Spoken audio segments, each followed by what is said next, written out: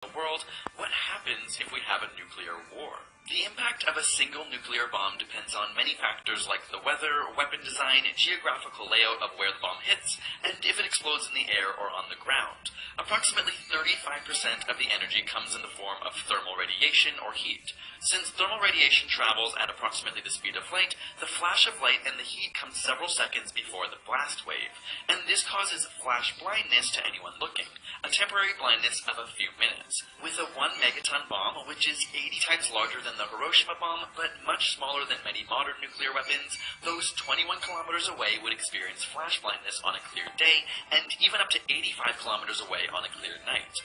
Thermal radiation burns happen closer to the bomb, with first-degree burns occurring around 11 kilometers, second-degree burns at 10 kilometers, and third-degree burns destroying skin tissue at 8 kilometers. Third-degree burns that cover over 24% of the body will likely be fatal without quick medical care. These distances are variable depending on the weather and what clothing you're wearing. White clothing, for example, can reflect some of the energy, while darker clothes absorb it. At its center, the Hiroshima explosion was estimated to be 300,000 degrees Celsius, which is over 300 times hotter than the temperature bodies are cremated at. This intense heat reduces a body to its basic elements. The radiation from the blast also behaves like sunlight, so objects cast shadows where the radiation doesn't directly hit. But most of the energy released in a nuclear explosion is in the blast, which drives air away from the site of the explosion, creating a sudden change in air pressure that can crush objects or knock them down. If we use a 1 megaton bomb as an example again, within a 6-kilometer radius, there would be an estimated 180 tons of force on the wall of every 2-story building, with wind speeds of 255 kilometers an hour. Within a 1-kilometer radius, the peak pressure is 4 times greater, and wind speeds reach 756 kilometers an hour. The human body can endure this amount of pressure, however, the winds would create fatal collisions with nearby objects, so deaths would largely be from collapsed buildings. All this at 1 megaton. Compare that with the largest nuclear bomb ever detonated, the 50 megaton Tsar Bomba dropped on an isolated island in Russia, and you're looking at 3,333 Hiroshima bombs combined. If you happen to survive all this, now you have to worry about radiation.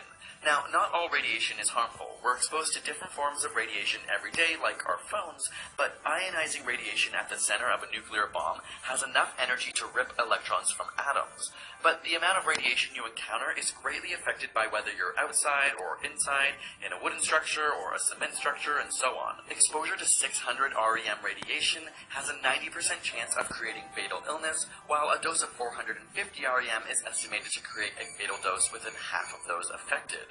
But even those who recover still suffer long term. Molecular bonds and strands of DNA are broken, and while most repair, around a quarter don't, which can result in future genetic mutations and increased probability of cancer. Then there is the fallout. When a bomb is detonated on or near the surface of the Earth, the blast creates a crater, and the material that used to be deposited in the crater is carried up into the air as vaporized dirt particles, forming the familiar mushroom cloud.